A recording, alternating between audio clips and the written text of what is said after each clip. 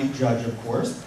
He's been in public office since 1971, when he was elected to the Texas State House of Representatives. Excuse me, fighting a cold. Then he was elected to the Senate in 1973, San Antonio City Council in 1987, and then served as the mayor of San Antonio from 1991 to 95. Currently serves as the county judge since 2001. He has a law degree from St. Mary's University. I can barely read this, sorry. And of course, I'm not sure I need to go into everything that Judge Wolff has done. And I think he's here, said to introduce him. And so, here's Nelson Wolff.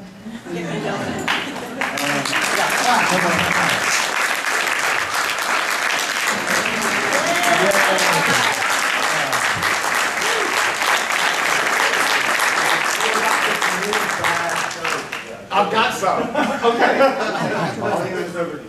Oh, we're going to do it right here? You bet. Wherever you want. You can stand up here if you want. Plug it in. It's okay. It's okay.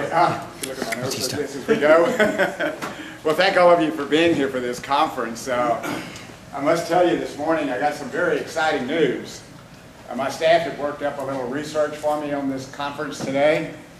And part of that research is that if you're over 65, you will live 14.2 more years. Which means I will be to 84, and you can feel very comfortable in re-electing me to this next term, because I will still be alive.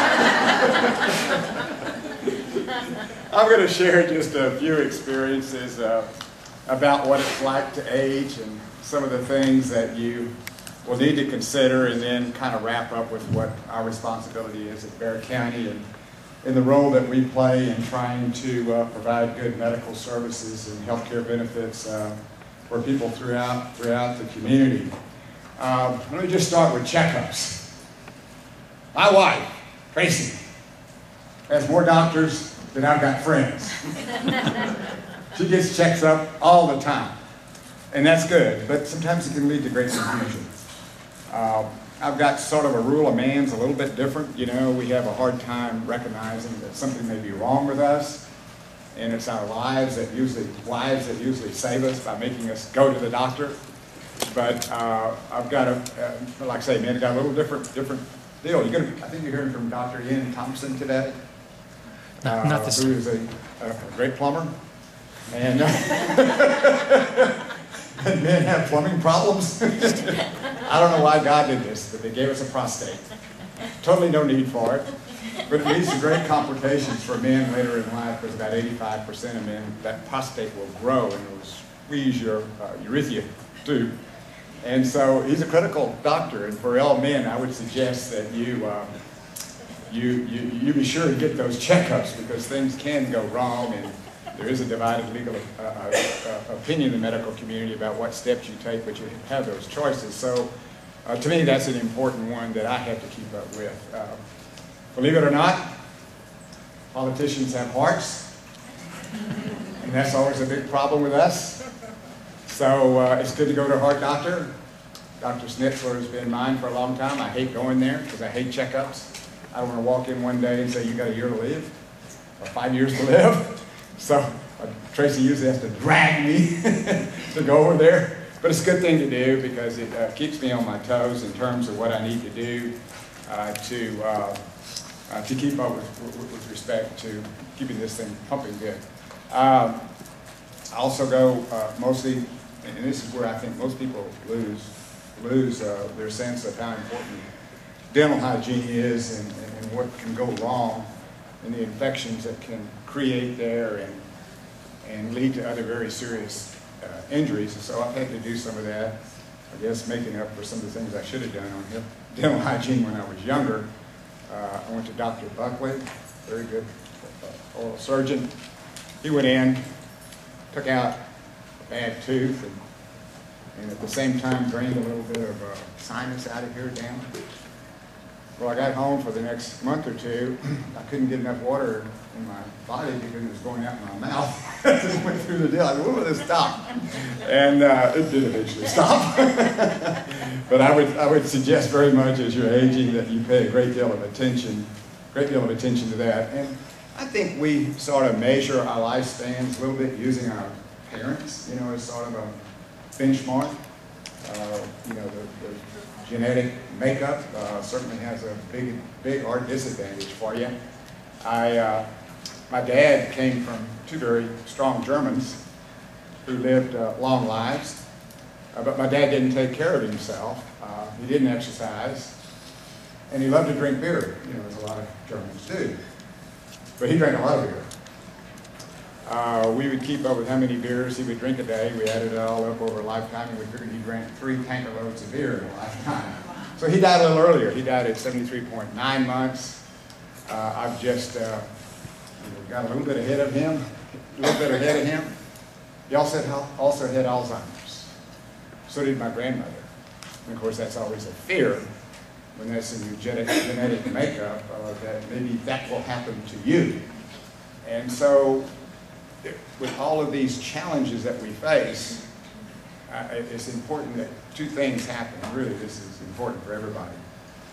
We were the first natural food supermarket to be built in San Antonio, Texas. We actually opened up a year ahead before Whole Foods did. And the original store is still there. If you go out to Nacogdoches Road, right there by 410, it was Sun Harvest Farms. It's now, we sold the company, and it's now operating under a different name. It's a lot of the same people there. Went in the other day, and Abdul, who sold bulk for us, is still there, and he was there over 20 years, so he's still selling bulk products to people, healthy bulk products, I might add. So we brought a different lifestyle to San Antonio by emphasizing natural foods, organic foods, things that you should eat that's better for your body. Now, all of us are not going to do everything exactly right, we know that. But the more you do of that, the best. Go to the Whole Foods site. I mean, they're the premier natural food company in the United States, and they provide you some wonderful services. One of those wonderful services, you can go to their site and you can see what the 100 most important foods you ought to be eating from a health standpoint. And you'll find as you read those, about half of them are produce. You know, fresh fruits and vegetables. Extremely important to really get a good diet, probably half of what you have on your plate ought to be that. And so I think it's important that you do that. As you know, we're killing ourselves purposely by eating the wrong foods, by overeating the foods. A good rule, if you go to the restaurant, every restaurant wants to kind of pile a little bit more food on your plate, maybe to get a little bit ahead of the other restaurant. There's a good rule, you ought to be eating about half of what's in front of you. And if you eat your natural foods and do really good, you'll end up dying of nothing. You'll be so healthy.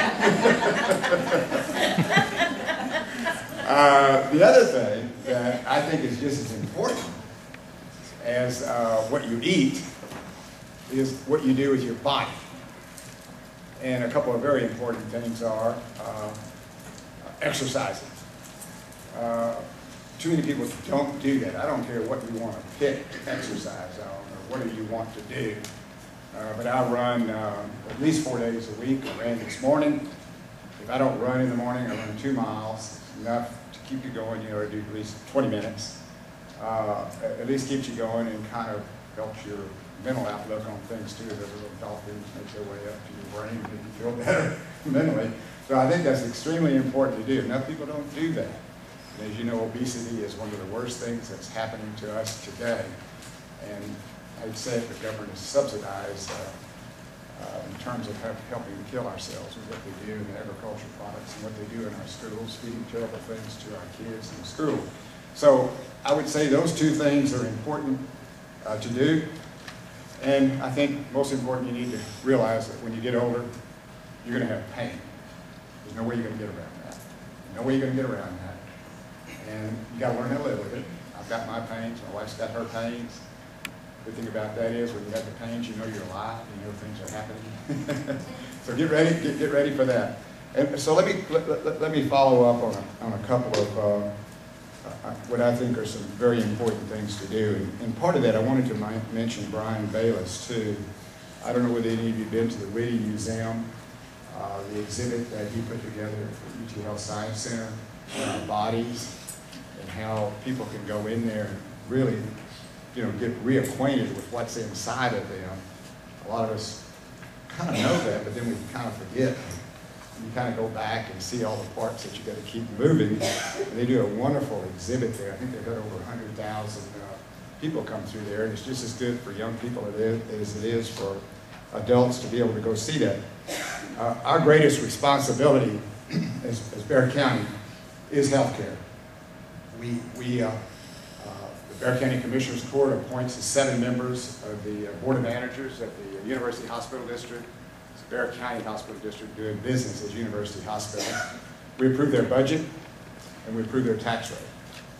In 2008, we made a very big decision to expand over right at $900 million, the Commissioners Court did, to build a new hospital that you see out at the Medical Center, a state-of-the-art hospital, best of technology in the hospital, and then also build another 6-story building downtown, an ambulatory center, clinic center, pharmacy. And so those were 2 huge investments that we made just recently. There's over 6,000 people working for our hospital system today, and George Hernandez is the president of it. We have 1,000 physicians, all associated with the University of Texas Health Science Center. We believe some of the very best physicians in the city of San Antonio. So it's a very important element. We're going to have a major healthcare conference. I think it's coming up September 23rd. Monday, 22nd. 22nd, coming up 22nd. I had one of those when I first came in, as we faced problems. We're facing other issues now. Expanded health care for people is one of the big issues. So we're going to take that. We're going to take up, I think, 4 major issues on. We've been working through the summer for it on this Monday and have a package ready for the Texas legislature that we hope to build support for that impacts health care in a great way. We also are responsible for the Center for Healthcare Services. We appoint their board and approve their budget. They deal with some very, very tough issues, dealing with mental health issues that we have now, over the years, put to a higher plane. Part of the problem is if you do have a mental issue, it's going to affect your body because you're going to get depressed, you're going to have those down times, and you're not going to take care of yourself right. So we continue to expand our scope, and many times that deals only with drugs. And so we've expanded our scope. In Bexar County, the Commissioners Court has established 3 drug courts, a mental health court, a veterans court, a DWI court. And in terms of trying to save people and help them with their health needs, whether it's a drug addiction or mental or whatever it is, instead of throwing them in jail. We've been successful at that. When I took office 13 years ago, we probably added close to 400,000 more people in Bexar County, and we got less people in jail today than we did when I took office because we're trying to take care of people who really get hurt. Creating a mental health division that will be at the entry point, CMAG, where we will again try to identify more people that may have a problem and take them there. A couple of very important programs that are occurring. I think Barbara's you're going to talk to him in a little while. Is Polly here with you today too? There she is. Polly has been instrumental in a number of issues, and so I think, are you running for Polly's? Polly is retiring, and so Barbara would be taking her place. And Polly has been a great leader on working with us on many mental health issues. And so she came to us this year about a guardianship. This falls over into the legal issues that we face. And so we put into our budget this year for 3 staff positions to serve as guardians in the absence of a family member, or other willing individuals to serve as guardians of legally and functionally incapacitated individuals, and many of them being elderly. I want to thank the UT Health Science Center, first of all, what they did out at the Bar Shop Institute for Longevity and Aging Studies. I'm waiting for the breakthrough that will take us to 84 to 94. They're doing some great research out there. And they're also doing a very, very good jobs with their South Texas Geriatric Education Center, also at the Health Science Center in the past 3 decades. has improved patient care for the elderly and focused on medical concerns, particularly in the Mexican-American community here in San Antonio. So I know you'll be looking at medical issues, looking at the Asian issue, looking at legal issues. Anything that comes out of this conference that you think we ought to fold into the healthcare conference, because we're going to be going to the legislature with those issues. And so we'll probably have about 400 people or so there. Be sure and let us know so we can put that in the agenda. Thanks.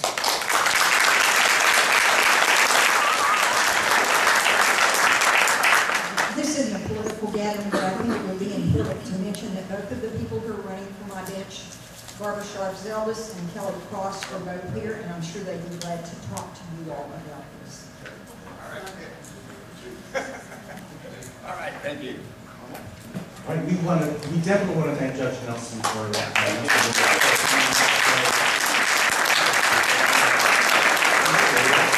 That's all the hard work that the county does.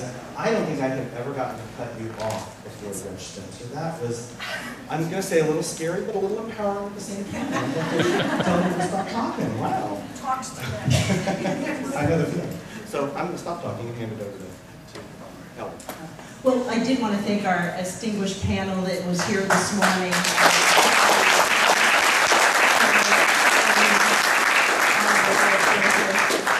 I learned a lot. I hope you all did too.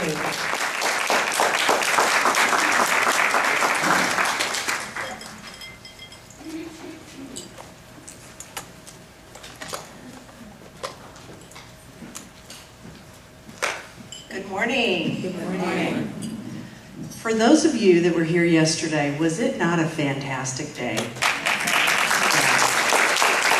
I've been to several and I feel revigorated and energized with the information I learned yesterday. So I am so honored to be in your presence today. By the way, I was Kathy's #1 volunteer at the Alzheimer's Association when she worked there. I created that title. I don't know if she'll feel the same, but and I need to tell you, Ms. Cockrell, as I was preparing to introduce you today, you have a very ecstatic fan in the audience here. This person wants to meet you in person afterwards because the very first time she voted, guess who she voted for? I got to meet her already. You met her. Oh, she couldn't wait. Oh, I was trying to leave that in suspense. Okay, so Kelly Cross came up like she's a little schoolgirl saying, I'm so excited this morning. Well, in an effort to introduce a very popular woman here in San Antonio, I will give it my best. So Miss Lila Cockrell was a ensign in the WAVES. Does everybody know what the acronym WAVES stand for? Women Accepting Volunteer Emergency Services back in World War II. She worked for the Bureau of Ships out of Washington, D.C. After the war, her and her family moved to the Dallas area, and she served as the president of the League of Women Voters in the 50s. When the family came to San Antonio, she then became the president of the San Antonio chapter of the League of Women's Voters. That was from 59 through 63. Does that sound about right? Okay. This then followed consecutive terms as a San Antonio City Councilwoman and winning elections in 63, 65, 67, and in 1969 by the way that was the year I was born. And at that last term, she was designated as Mayor Pro Tem. Retiring in 1970 to return to family life, being a private citizen. Actually, she was asked to come back into politics and returned for the 1973 electoral vote, and for the 5th time was a councilwoman. In 1975, she was elected as mayor, serving 3 consecutive terms from 75 to 81, and then went once again back into private life. Came back to return to politics, and she again ran for the 4th mayoral term and was elected from 1989 to 1991. She continued her civic involvement and served as the president and the executive director for the San Antonio Park Foundation from 1968 to 2012. That's longevity. She's been officially given the title Mayor Emeritus by unanimous vote by the City Council. So without further ado, may I please introduce Ms. Lila Cockrell.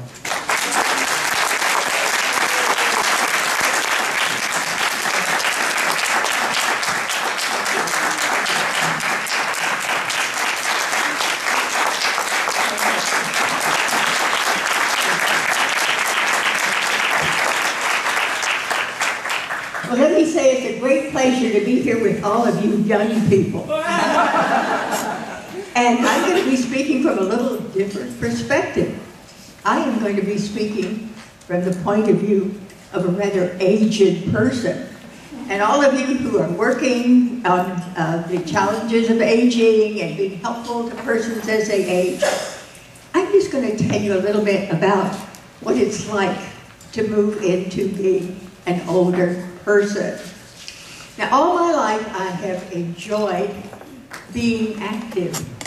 And it just seems to me, I don't know if I was the girl who couldn't say no, but every time someone said, well, will you work in this, on this effort, or work on another effort, or run for office, or whatever, I always said, yes, that's going to be so much fun. That's going to be interesting. And one of the things that I think is something that always keeps you alive all your life is if you enjoy people. If you truly like working with people. Getting to meet people with many different backgrounds, learning about them, interacting with them, trying to understand their point of view, and again, collaborating and having things that you can do and enjoy together. And that's something that as a person grows older, they really shouldn't lose. Now, we've all heard the sort of trite expression about moving into the golden years. Let me just say, first of all, at your age, you need to save more money for your retirement. Fortunately, I did save a little along the way, so my retirement is not in any way hampered, but I just want to say many people reach retirement age and are seniors and suddenly realize that it would have been better for them if they had saved a little more money along the way, because inflation comes along. And even though you may think you planned for things, your costs don't go down dramatically when you suddenly retire. So as you work with older people, you will find that many have really challenges in terms of their funding, their income. Now, fortunately, I was a baby and then a child during the Great Depression. That was long before anybody else in this room was born, or maybe even your parents were born. But I learned and absorbed, even though a child, I absorbed all the things you can do when there is a depression. My mother was a very outgoing person, and my dad, my own father, had died, but I had a wonderful stepfather, and he was an attorney, and he worked in the Treasury Department. And in the Treasury Department, they didn't just fire all their attorneys, but everybody went on half pay. So Mother accepted the challenge as the homemaker, and we had lots of spaghetti dishes and macaroni and cheese and Jell-O for dessert, and we knew how to make do. Mother knew how to make do. She would still have little tea parties for the ladies at that time, and they would come to her home, to our home, and she would roll out her little Japanese tea cart, and she would have a hot pot of tea and lemons and cloves and a plate of cinnamon toast. And everybody enjoyed the lovely tea. But growing up in the Depression helped me understand more about how to cope when incomes go down and still keep a cheery outlook on life. Many people who have grown up in the age of continuing rise of salaries in good times don't understand that.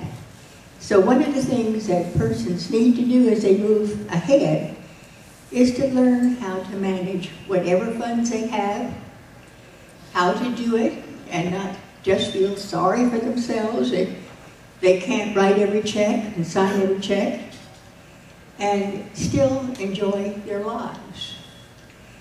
Now, another thing as you grow older, you start having various little ailments.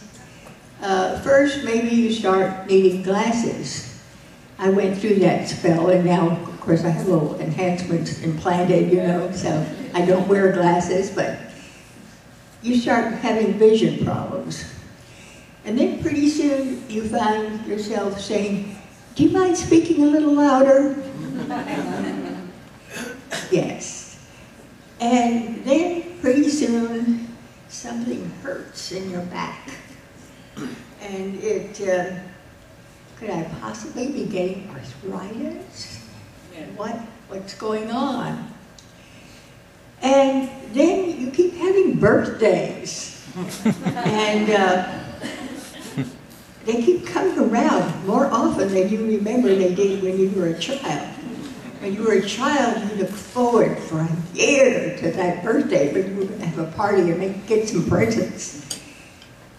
You know, when you get to be older, you don't always want to say, "I'm having another birthday." And so I've had 92 of them. So my next birthday in January, I will be 93. Wow. Yeah.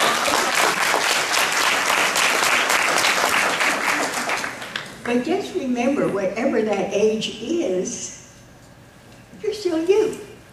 There's still many things you can do.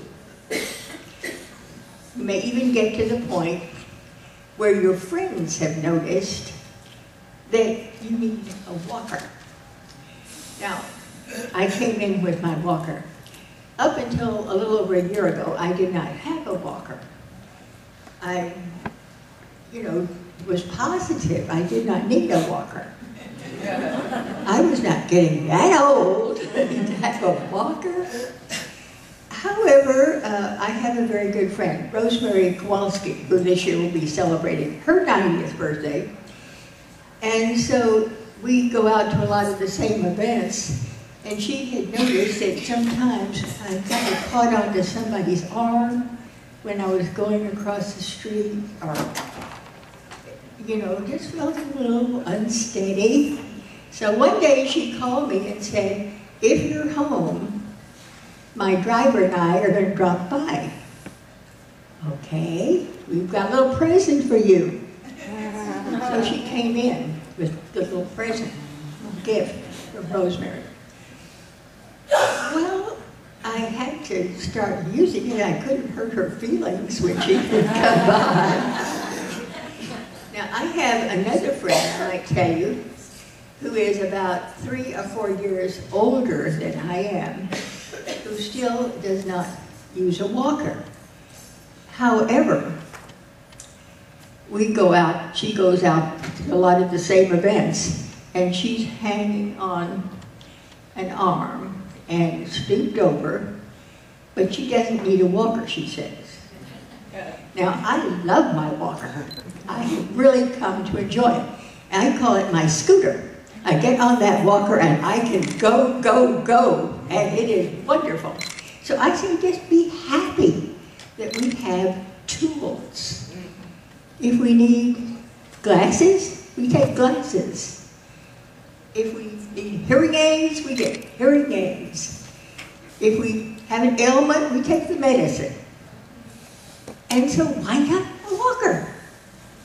And I love my walker now, and I wish I had waked up and said, I need a walker even earlier, because it is great to go and not have to look around for somebody's arm.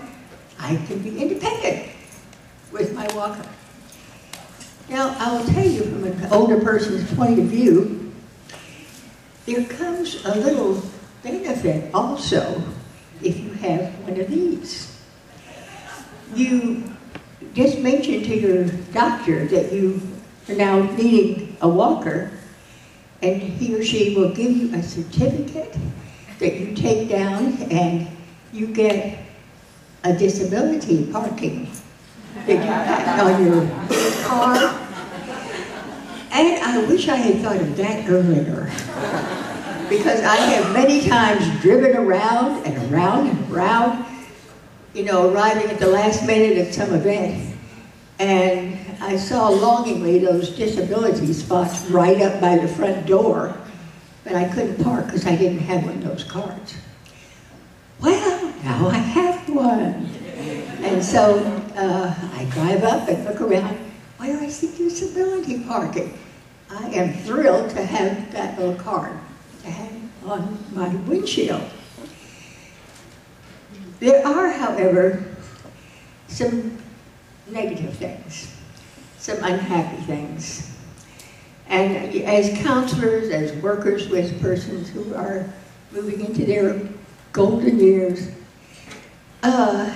one of the things you have to cope with is loss of friends. Loss of my husband was traumatic. And then, of course, loss of parents, loss earlier of grandparents, and then loss of your contemporaries who have predeceased you. And it really brings a lot of sadness. And as you're working with people, just know that they have to find reinforcements. They have to keep expanding their group of friends. They have to cope with loss. And that is one area that I think many people work through, but it's still always there each time a loved friend moves on. And so one of the things that I have enjoyed is having a pet. I'm living alone, but unfortunately I'm still driving out there using those wonderful disability spots. But I now have an adorable cat. Now, if you're looking at pets, and you love cuddly dogs or something, you know, just remember that you have to get up in the morning and you have to take that dog out on a leash, and in the evening you have to also take the dog out on a leash and walk the dog. And if you don't do that, the dog will let you know. Sometimes not in a very pleasant way. But with a cat, oh, it is so handy. A cat gets used to a litter box. And all you have to do is put the bowl of food in the bowl of water and the litter box, and then make your lap available, and you're all set with a cat. Now, I have an adorable Siamese, and the Siamese loves to be in my lap. In fact, her idea of heaven is for me to sit all day in a chair with her on my lap. And sometimes she crawls up and snuggles, you know. It's very warm and comforting to have that cat. And I'll have to admit, in the evenings, she crawls up on the bed right next to me. And she purrs and she purrs. And it gives me a warm, fuzzy feeling. So if it's possible for any of your clients to have a cat, I just recommend having a companion cat, because that is really a lot of comfort. So these are just little things that sometimes add to the comfort of a person. But most of all, I think one of the most difficult things that some seniors face is isolation. Now, fortunately for me, because I have been so active in my life, even though I can't write all the checks now for buying tables at galas, I have a lot of younger lawyer friends whose firm buy a table to everything that they have to fill up. So they always want me to do a favor and come join their table, which is a lot of fun. So I keep going out, probably more than I should, because I'm allegedly writing a book. And I'm not writing it as fast because I'm going out too much. But for some seniors, they don't have that kind of a situation, and they need to be able to have group activities. They need to be able to have new friendships, not just with seniors. It's good to have intergenerational friends. So some of my best friends now are 90, but some of my other best friends are 50 and 60, and we just have so much fun. Because you don't want to just get locked in at one level and limit yourself to a decreasing number of friends that goes on continually. So you need to be able to have younger friends that you can continue to interact with as you get to be an older person. So those are just some things that are good to think about and to help persons who might be living alone and not as happy by living alone, but needing warmth and comfort and in a safe place. Now, I am fortunate. In my case, I have two wonderful daughters, one of whom is out of town, but not too far away, but one of whom is in town. And she has now assumed the role of mother of it all, you know. And so I'm trying to keep her at bay, because I still am driving my car very happily. I'm still doing all my decision making about what I want to do. And she still hovers now. She hovers a little bit. So, but in a way, it's nice. She calls, you know, when I've been out in the evening having a good time somewhere, she calls just to be sure I got home. And she does some things like that. So it's good that you may not feel you need any protection, but it's kind of nice to know that somebody out there cares. And so setting up networks of somebody to look in on senior persons just to be sure everything's okay is a very important thing. Well, I've told you some of the challenges, some of the joys of getting older. I should talk more about joys, because there are so many joys. The joy of not having to feel you have to do everything for everybody. Being able to enjoy, if you love reading, I love to read. If you like music, whatever kind of music, I like jazz. I do have to say, regretfully, I don't dance anymore, and I used to really like to dance, but anyway, I do enjoy the music. Jazz Alive is this weekend, by the way, the San Antonio Parks Foundation, free event at Travis Park, starting at noon each day and going up till late in the evening. So that is available to go to. Bring blankets, but don't bring your own soft drinks, because the Parks Foundation will be selling beverages to try to take care of their overhead and the music that they furnish. But anyway, there's lots of free entertainment, things that you can do and enjoy. Modest charges for museum memberships, but free days. If you don't even want to be a member, you can go on the free days. so much to do, and it's just reaching out and staying connected with your community. Well, let me thank you for this little opportunity I've had to share some thoughts with you. And I just thank you for each one of you for what you do to try to help seniors as they move through this inevitable part of life of getting older. It ain't all bad.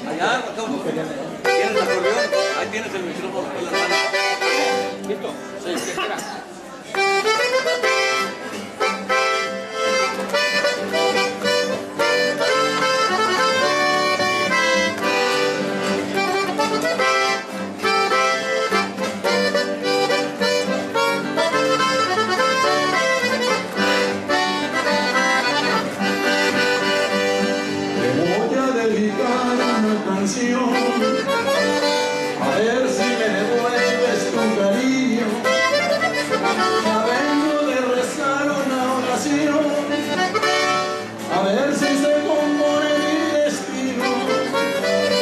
Acuérdate que siempre te adoré. No dejes que me muera en mi pobreza. Si todo lo que tuve se me fue, que tú también te vas, te enseña la regresa. No dejes que me muera, por favor. Si tienes corazón, te enseña y regresa. Canta, canta, canta, palomita blanca, mientras mi alma llora. Canta, canta, canta, palomita blanca, que hasta Dios te adora.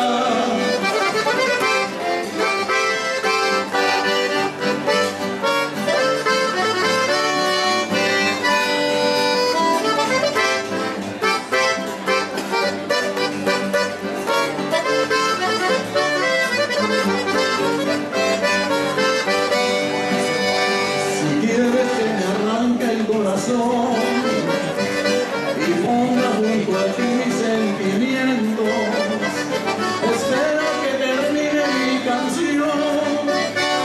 Tú sabes que yo cumplo un juramento. Acuérdate que siempre te adoré. No dejes que me pierda en mi pobreza. Ya todo lo que tuve se me fue.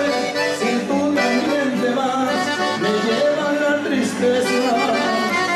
No dejes que me muera por tu amor.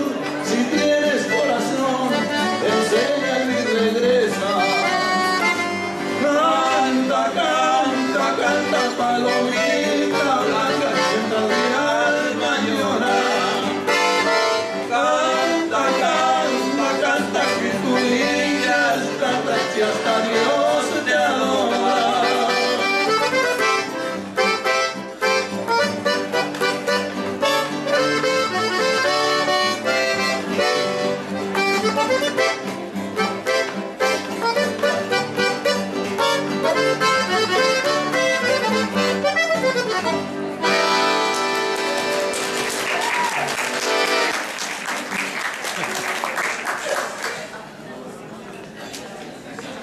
¿Van a cantar ustedes o canto otra?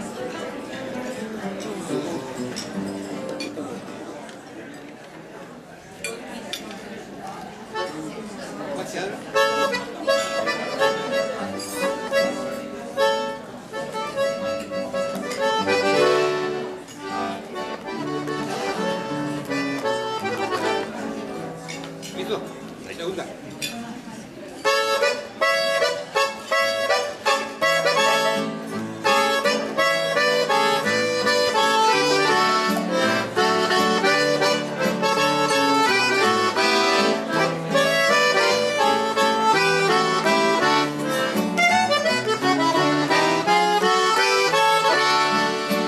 Al calor de una copa de vino, sentí valiente y te vine a buscar. Y al sentirme un poquito tomado, pensando en sus labios, me dio por cantar. Comprendí que me estás engañando, que te andas paseando con otro querer.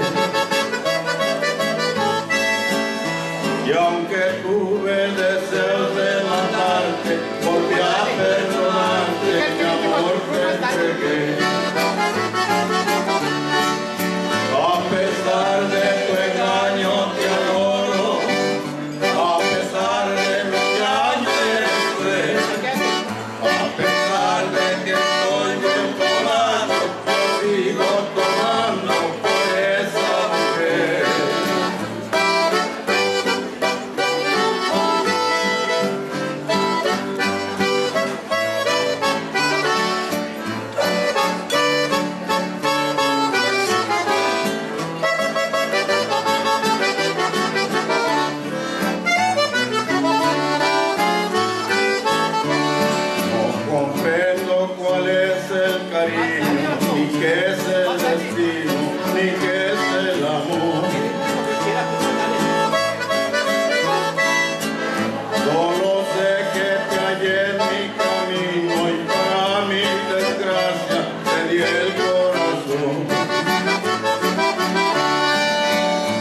seguido con un pordiosero pidiendo un poco de su falso amor. Aunque sé que tu amor no es sincero, queriendo olvidarte me ahogo el licor.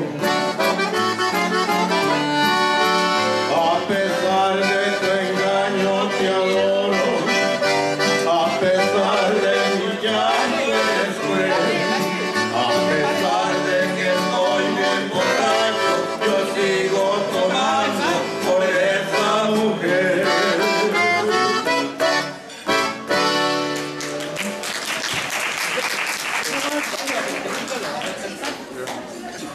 Dale, ay amigo, ¿qué crees que pasó? ¿Qué pasó, hombre? Pero me ayudas con el dedo,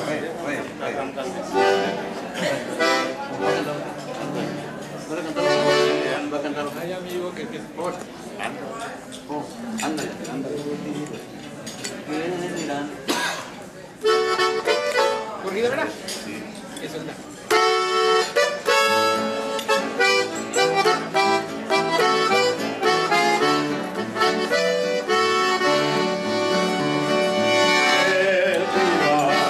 Los de tu casa cuando me miran tomando pensarán que por tu culpa yo me vi emborrachando y ándale. Pero si vieras cómo son lindas estas borracheras y ándale. Pero hay que alegres pasan las horas vaciando botella y ándale.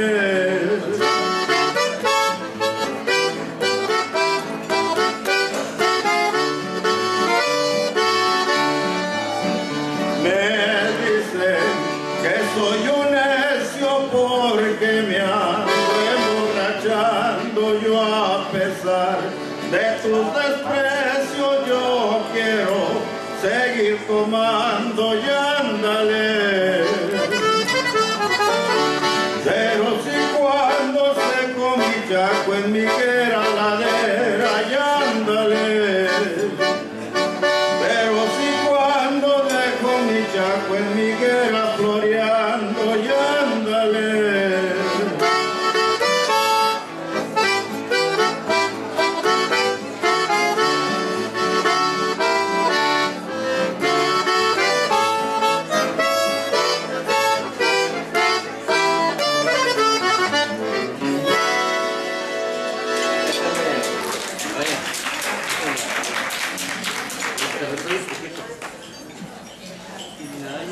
Para que hayan ido, ¿qué crees que pasó?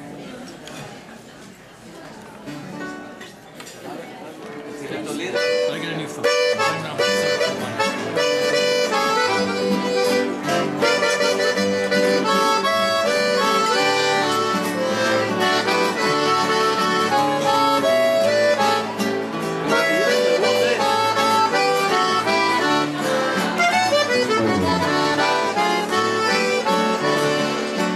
Ay amigo, ¿qué crees que pasó? Se me fue la que tanto adoraba.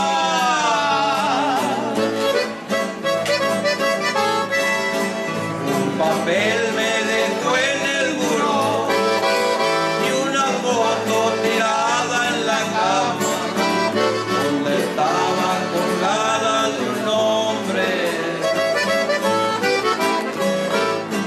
que sin duda con él me engañaba.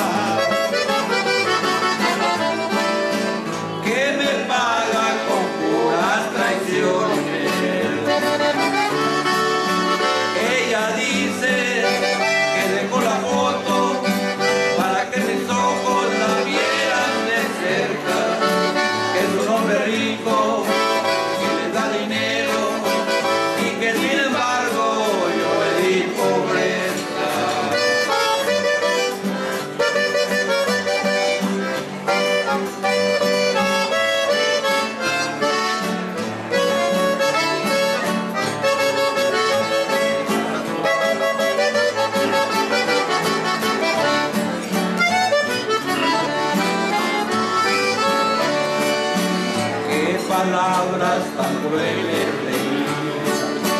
Qué manera de echarme al olvido, que se acabe esta vida infeliz y que vengan las copas de vino. Ella vaga en el mundo sin mí y yo vago en el fondo del vicio. Ella dice que dejó la foto para que mis ojos la vieran de cerca, que es un hombre rico que le da dinero y que sin embargo yo le di pobreza.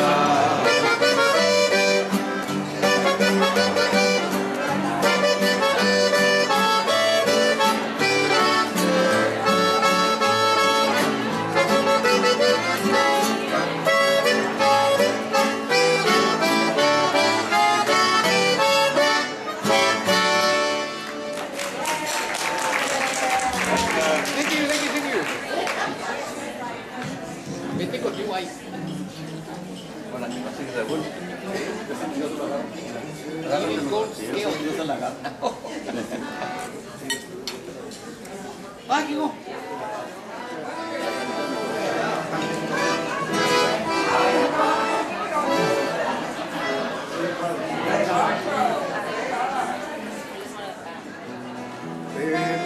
De la cantina, bueno y arribé, con los labios destrozados llorando sin remedio, cantando bonito tan después, que de siempre acompañado del mejor de los amigos, que de compañía de mi está bueno de mi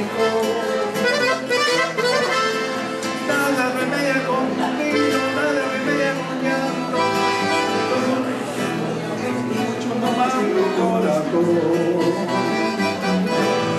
Una noche como un lobo, mordió la copa de vino, y te previno que no toca los ojos, y la sangre que brotaba, Conjunto con el vino, y en la cantina el tequito a todos de prevención. No te apures, compañero, y te destrozo la boca. No te apures, el que quiero con el vino de esta copa, tomar la huella de un beso, daño a lo que me dio.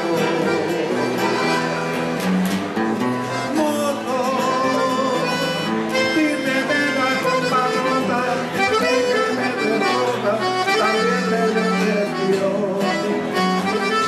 mozo, firme de la copa roja, quiero sacarnos la boca, el veneno de tu amor.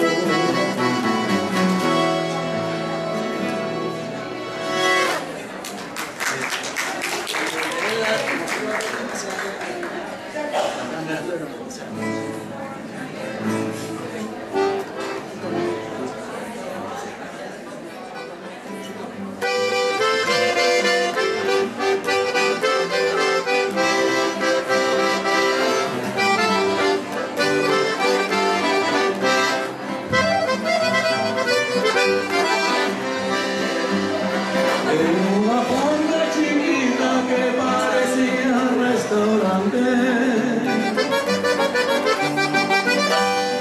entré a comerme unos tacos porque ella me andaba de hambre. Ya ven que antes canija, pero no sé que la aguante. Se me acercó una morena que estaba de tres piedras.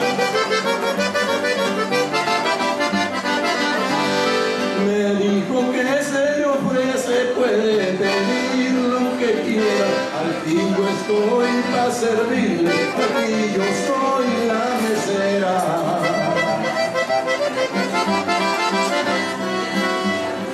Cuando miré aquella prieta se me olvidó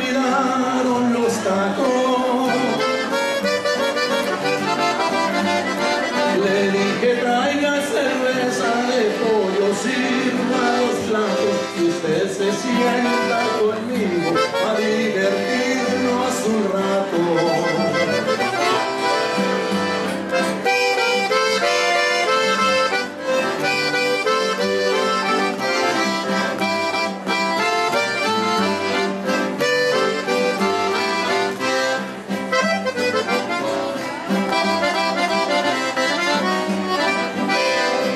Le pregunté, ¿eres casada? Me contestó, vivo sola. Pero antes de que le siga, echa a tocar la pianola. Nomás me pones un beso, porque esa no toca sola. No sé ni cuántas tomamos, yo y mi amiga la mesera. El caso es que hasta bailamos y al punto de borrachera bailamos la cucaracha y creo que hasta la rielera.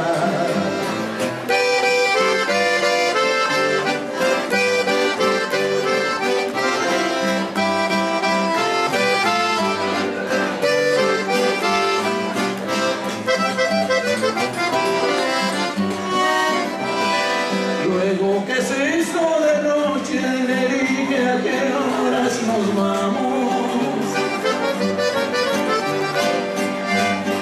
Me dijo no chiquitito, en eso sí nos quedamos, pero si traes dinerito hasta una polca bailamos.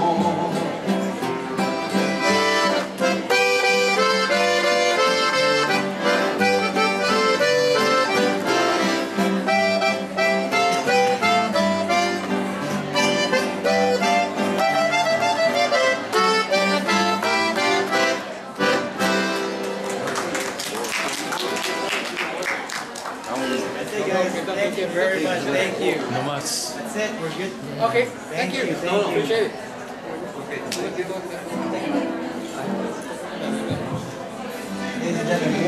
Hasta una polca bailamos.